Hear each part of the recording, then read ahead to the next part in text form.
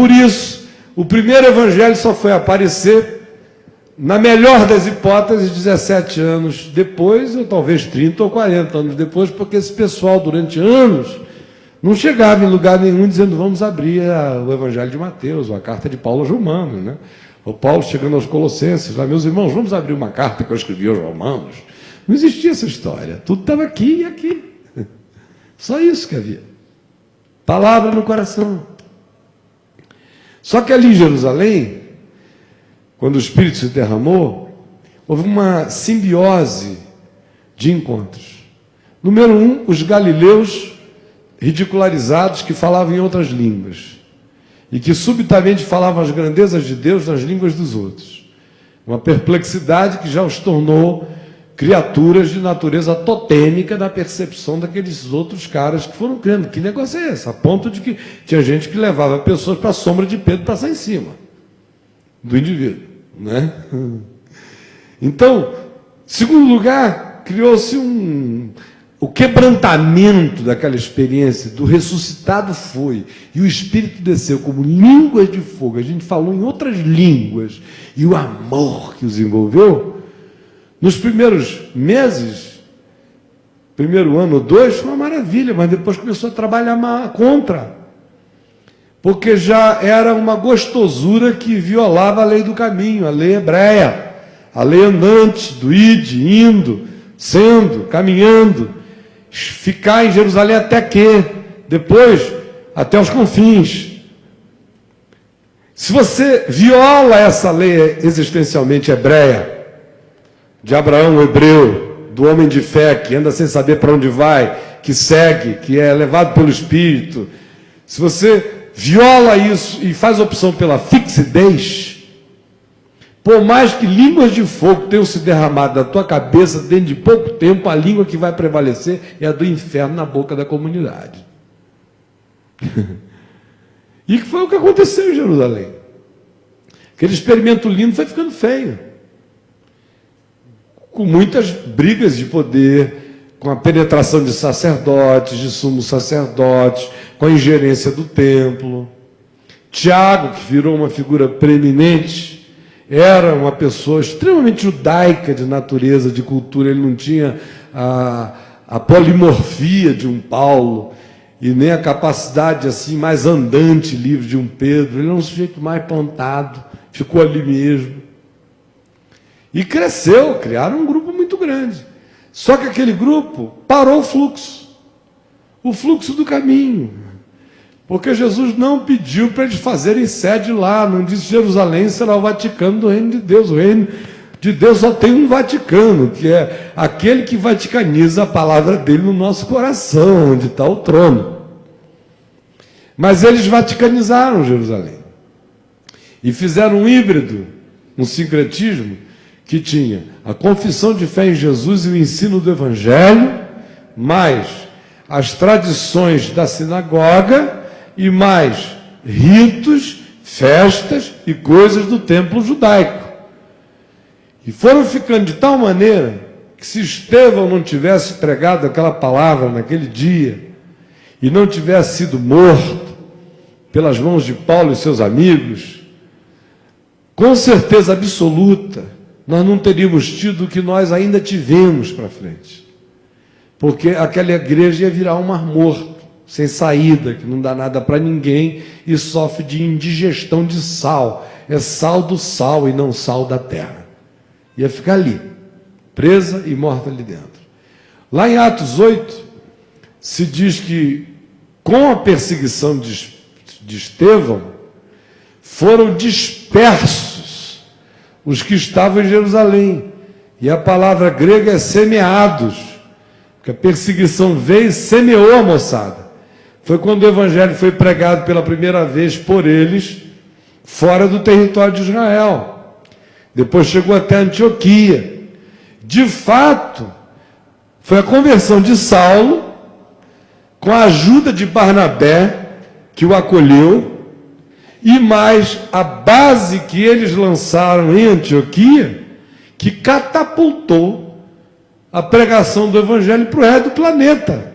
Do contrário, Jerusalém teria criado e blindado e fechado e cercado e vivido a indigestão daquele sincretismo até o fim.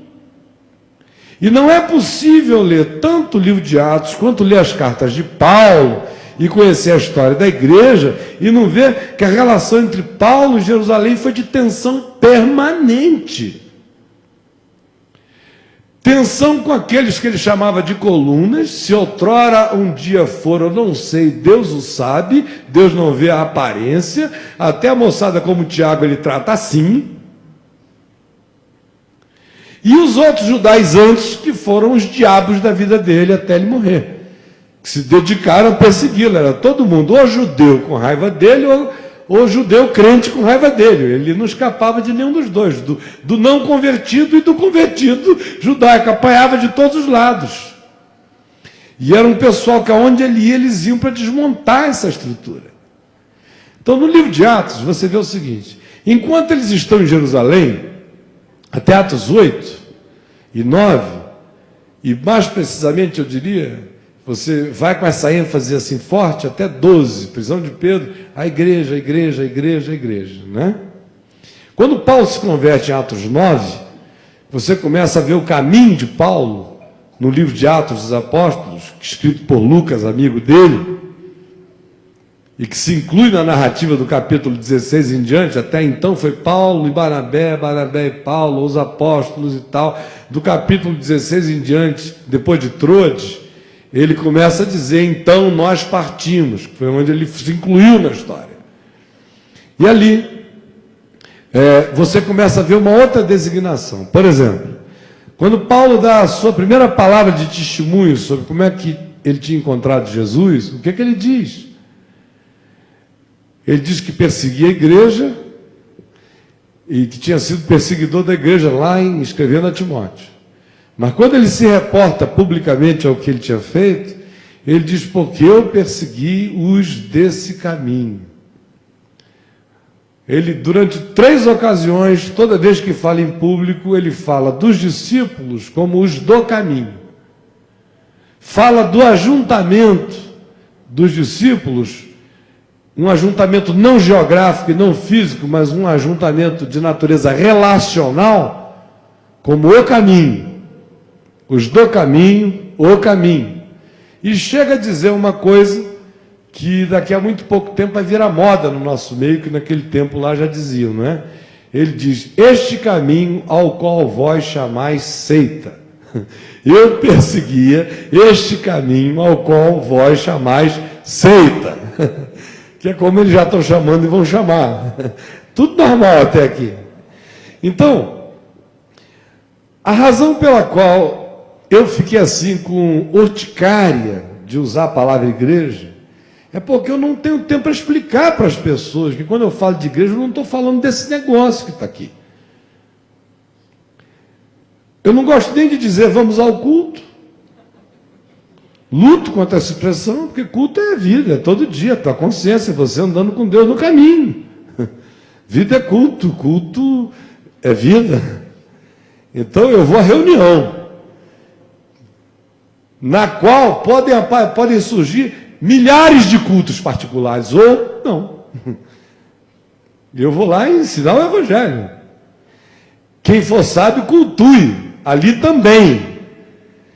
E quem for sábio, não faça daquele lugar seu único lugar de culto. Porque senão vira igreja. Como tem um monte de outros termos que basicamente eu deixei de lado, porque eles são impossíveis de serem resgatados em muitas décadas. De tão poluídos que eles estão.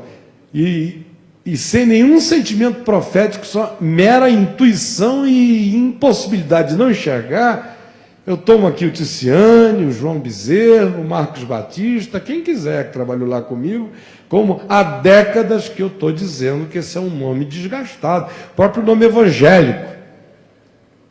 Eu me lembro que em 1981, assim que eu mudei para o Rio de Janeiro, o Jornal do Brasil me pediu para escrever um artigo. O artigo que eu escrevi foi "Não me envergonho do Evangelho, mas morro de vergonha dos evangélicos", em 81.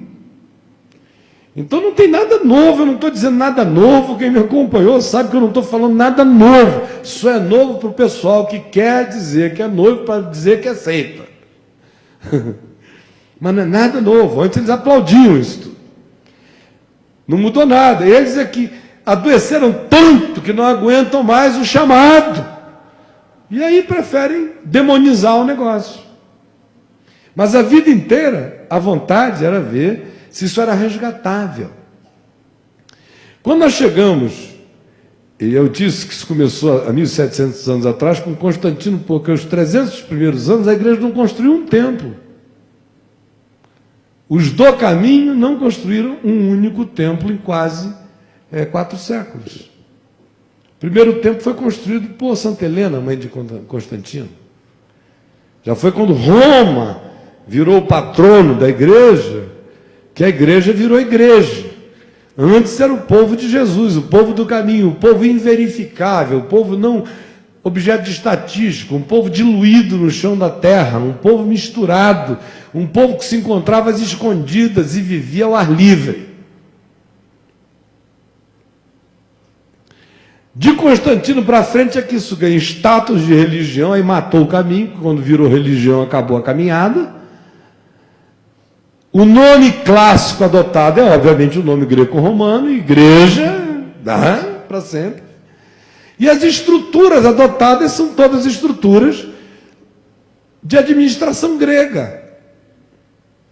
Como os direitos instituídos, porque aí surgiu o tal do direito canônico, que foi designar e determinar o que era certo, o que não era certo, não sei o que e tal, todo herdado do direito romano, ipsis literis. Então, o cristianismo é um sincretismo pagão que mistura os elementos do templo judaico de Jerusalém,